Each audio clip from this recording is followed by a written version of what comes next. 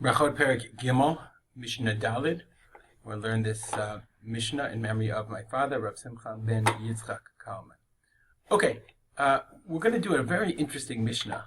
This Mishnah is about what's called a Baal keri. Baal keri is basically someone who has a seminal emission. Where does that language come from? So language comes from the language in the Torah. The Torah says, Ki if you go in a camp against your enemy, or you're going out to fight a battle, you have to keep the purity of the camp. This was something, it's very important in the Torah. If he has a mikra laila, a night event, mikra from the word mikra, it happened. Then he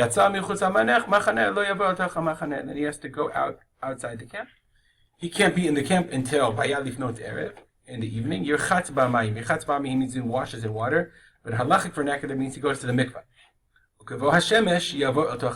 And so when the sun comes down, when the sun goes down, then he can come back into the camp. And there's a lot, it's called a Rishon L'Tumah, it's a Tumah keri, and the halacha is that a person who's a keri goes to the mikvah, and then he waits until the night, Herav Shemesh, and then he's tahor, and he comes back into the camp. We also learn from the Torah in Vayikra, Ish ki titei meno shichvat zera simen, v'rachatz b'mayim et kol b'sar arav. Similarly, he washes his in water all of his flesh, i.e. he goes to the mikvah, and he's tamei until the night. What in the world does it have to do with Kriyat Shema?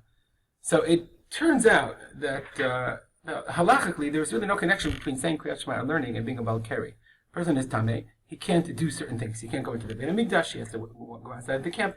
But what in the world does that have to do with saying Shema? So the Kahati explains in his introduction, based on the Gemara, that there was a takana that Ezra, the Navi Ezra, who was in charge of the revamping of the Jewish communal life in the land of Israel, he made a bunch of takanot, a bunch of decrees, a number of different decrees. Ezra was the forerunner of the Anshe Knesset HaGedolah. They really reestablished Jewish life in general. And apparently when people got back from Babylonia, things were not so good. Things were out of control. So Ezra and his Beit Din made a bunch of takanot. One of the takanot he made was, it's asur, either to learn Torah, it's unclear. He made a takana of tikein tvila leba'alei keri. So as a Baal keri, he has to go to the mikvah.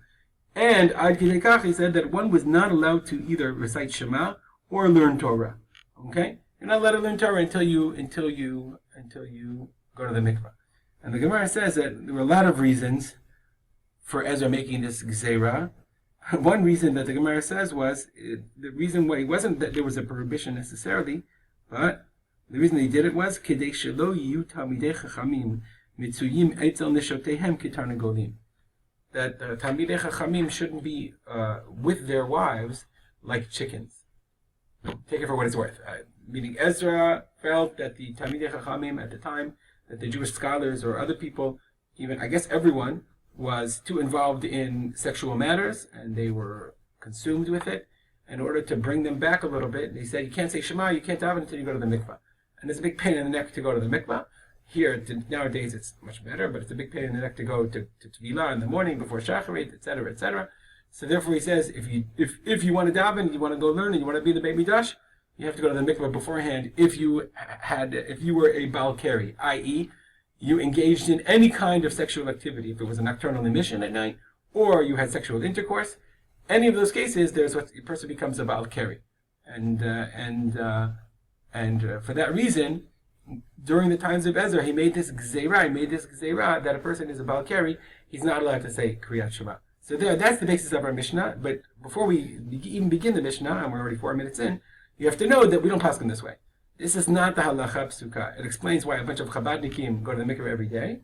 It really does. But the halacha is we don't paskin this way lama'aseh. And then a Baal keri can recite Kriyat Shema and can't learn, as we'll see in a second. Says the Mishnah, Baal keri. This is a Baal keri, someone who had a nocturnal emission. Meharher belibo. We're talking about Kriyat Shema. He thinks about Kriyat Shema in his heart. But he doesn't recite the Berachot of Kriyat Shema that we learned about either before the Kriyat Shema or after. So he doesn't say Shema, and he also doesn't, but he thinks it in his heart. He thinks it, but he doesn't say the Berachot either before or after. The question obviously is, why does the Tanna Kama say Meharher B'libo? What does that accomplish? Is it a kiyum or is it not a kiyum? Does it fulfill the mitzvah or doesn't it fulfill the mitzvah? And the answer, of course, is that's a machloket. We'll see in a second. Ve'al hamazon, al hamazon, here we are, al hamazon, and if I'm benching or on food, mevarech la'acharav, he makes the blessing after the eating of the food. Ve'eno mevarech lefanav.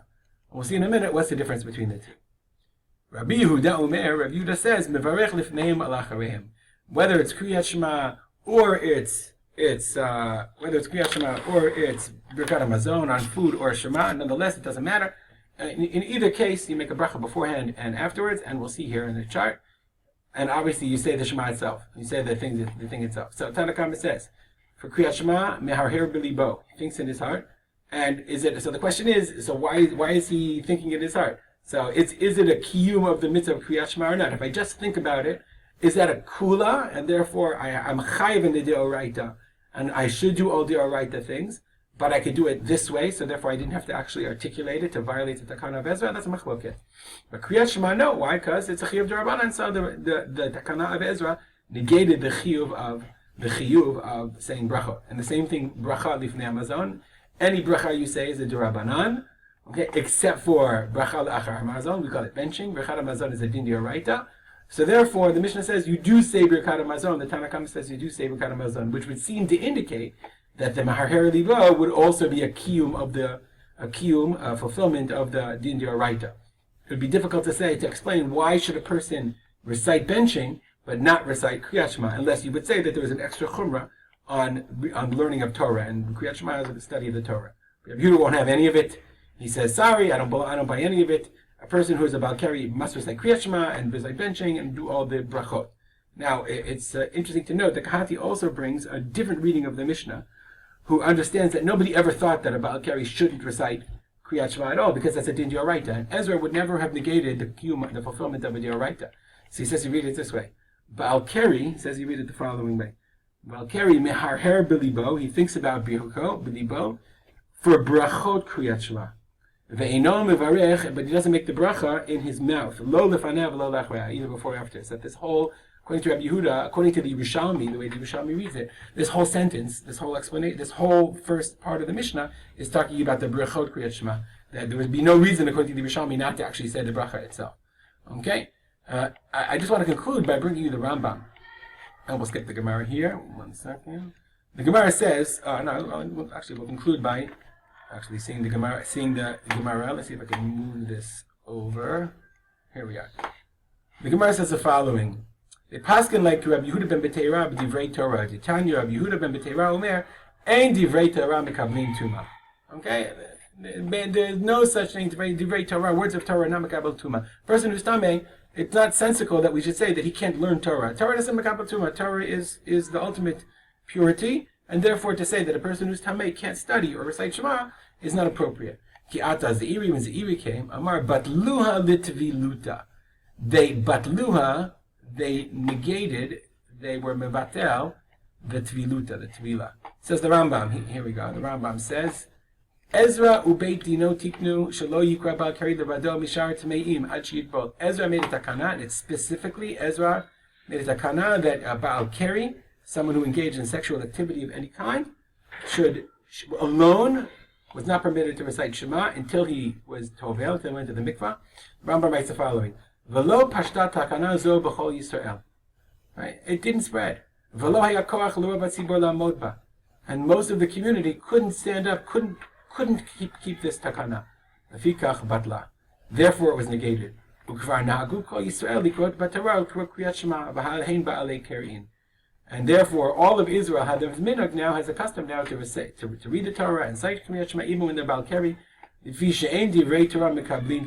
words of Torah, this is the language, are not mekabel tuma, cannot become impure. Ela omdim b'taharatam le'olam.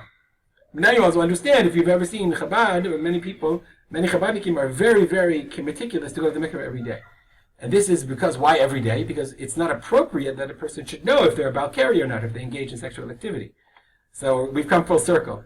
Some people are machmir to go to the mikveh every day because of the takana of Ezra, even though most people, Ezra never took back his gezerah, so there's a takana of Ezra.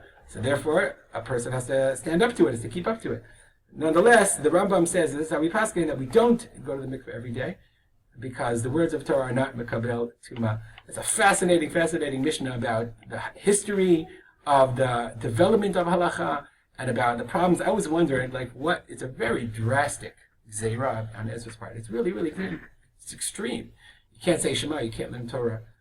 One wonders, you can only wonder, what were the problems that Ezra was dealing with in his time that would prompt them to make such a radical decree and to try to get people to separate from their wives. And one only wonders if one gets the sense that Ezra was worried about sexual behavior and obsessiveness during his times, one can only imagine what kind of gzerot he would have instituted today. All right, have a great day. If you have any comments or questions, rspalter@gmail.com.